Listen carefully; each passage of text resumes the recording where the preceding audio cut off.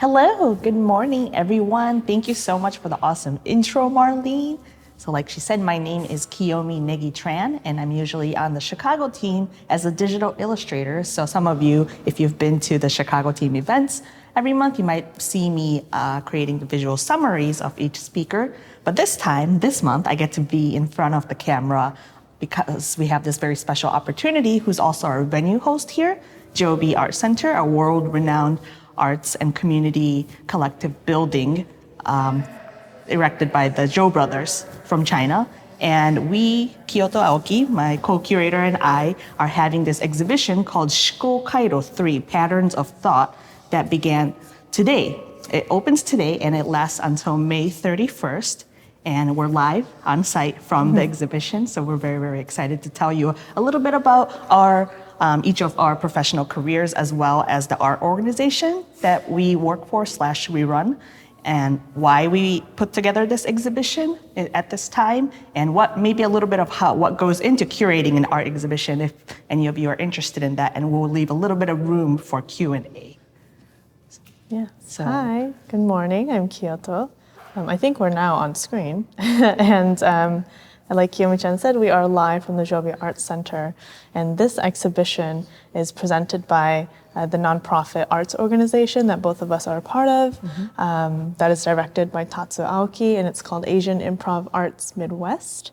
And we are a nonprofit arts organization, and our main programming is based in the traditional Japanese arts.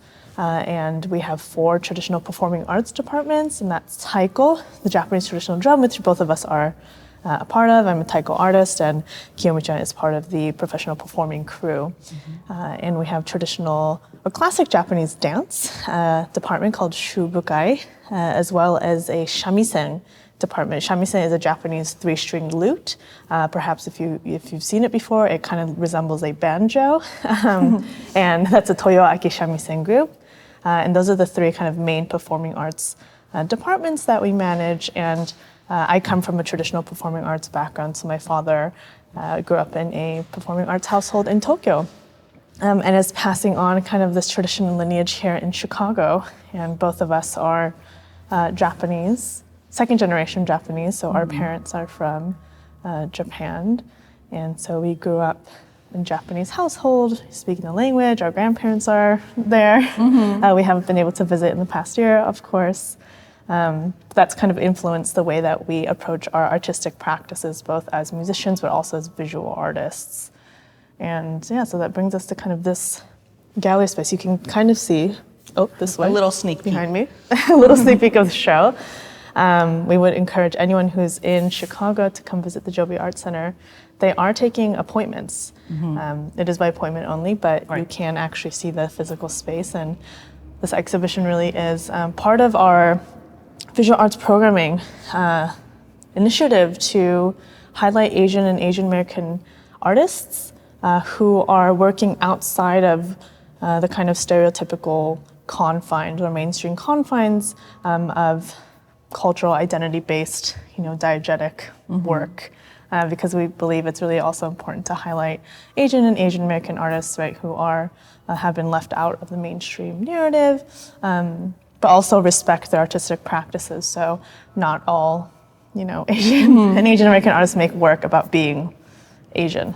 And Yeah, our breakout session is called Define the Monolith because, we happen to be Asian American artists, but I feel like any person of color has experienced this where they, when you compare yourself, when you're a part of a marginalized community and you are speaking to the other side, they tend to, whether they're conscious of doing this or not, tend to box you in or mitigate you to, sometimes just your cultural identity, or maybe they're just excited that they know someone who happens to be Japanese or who happens to be African American or whatever it is.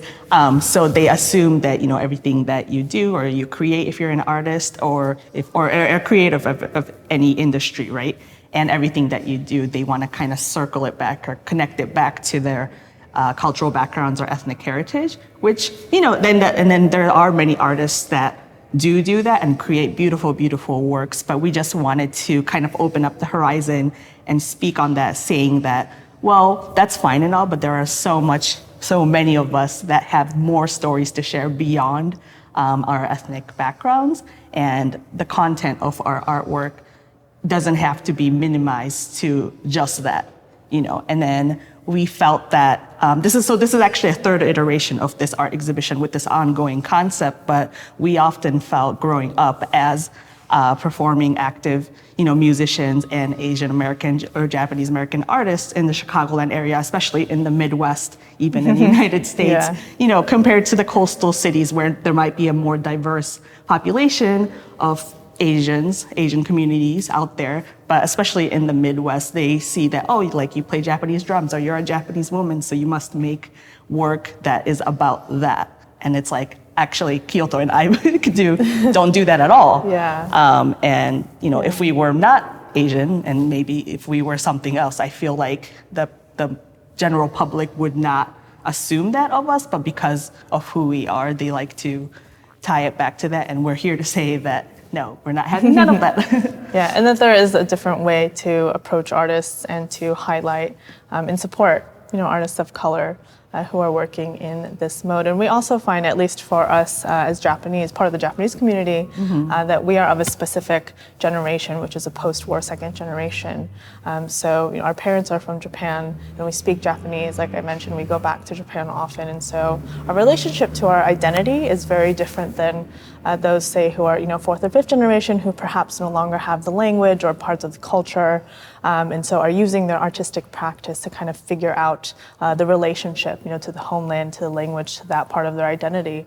But for us, we grew up in bilingual households, and when I always say when I'm here at home in Chicago, I'm Japanese, but when I go to Japan to visit my family, I'm American, and both are true and both are not wrong, and I don't have a problem with that.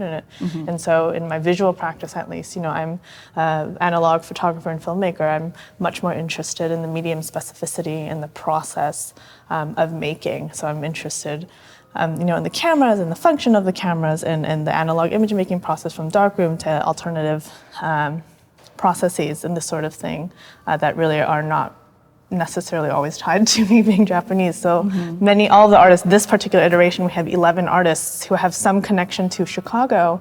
Many have studied here, but now back in their homeland. And they all make work that's very much based in their medium and are working. This year, the focus a little bit on the image. We have a lot of media, new media image makers, and so we're thinking about multiple iterations and approaches to the notion of the image, whether it's a reflected image, a reflexive image, a internal kind of external photographic image, still image, sculptural image, this sort of thing. Yeah, a lot of interactivity. So if you get to come to the space, you'd feel it.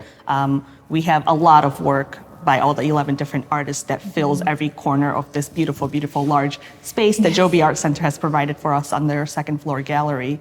But it is reaching out to you, it communicates with you, as like a standalone artwork piece. And then when you see all the different compositions that we have set up for the work, they kind of speak to each other as well. So we hope that you could find like all the spaces in between to kind of like enjoy and indulge in the experiences. And I feel like that's something that we've all missed because of the pandemic, it's really hard for someone to go to a physical space and appreciate art. But Joby's very safe about that. And that's why it's, by appointment only.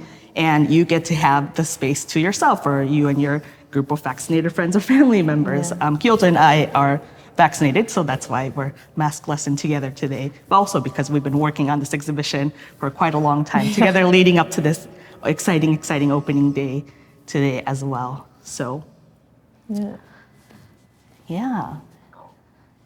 And perhaps we can talk about, our Taiko practice. We're both Taiko Oh yes, yeah. artists. We could dive into that too. Yeah, at least, going back to what Kiyomi-chan was talking about in terms of how others are perhaps, canonizing our practice or wanting to catalog however they feel. But we are traditional Taiko artists, and so we are working with a traditional Japanese instrument, which I think has been a huge part in terms of formulating my identity, at least. And for myself, it's a part of the family lineage, so my father just happens to come from a traditional performing arts household, and so Taiko is less about investigating my cultural background than it is carrying on a family tradition. I always say if my father was a baker, probably I'd be doing that, running a baker, this sort of thing. But it certainly has helped, I think, solidify our intention in terms of how we're approaching traditional art forms as well. And through RMW, which is our organization, we do a lot of community-based work too. So we do a lot of educational programming at schools that have a Japanese language program.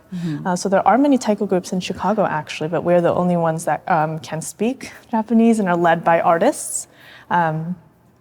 So we go to schools and present the traditional instrument and do workshops and things in English and Japanese. Yeah. And also have a lot of community members too, from children to adults. I think what RMW has done for us is that it's carved out a community of our own in the times, because it was an organization found, back in 1984, years ago, when there was less and less space, even compared to now in the Chicagoland area, for Asian American artists to thrive, Japanese artists to thrive. But working with the organization, it has given us an opportunity to kind of form our own community and form our own artist collective network. And we're grateful for that. Yes. And I think now, especially work by Asian and Asian American artist community members is highlighted. But we've been around for over 30 years in the Chicagoland area. So we hope to continue, and we hope you guys can also come make it to the show or any one of our performances once the pandemic situation gets a little better. We do multiple Taiko performances and various other curatorial projects throughout the city.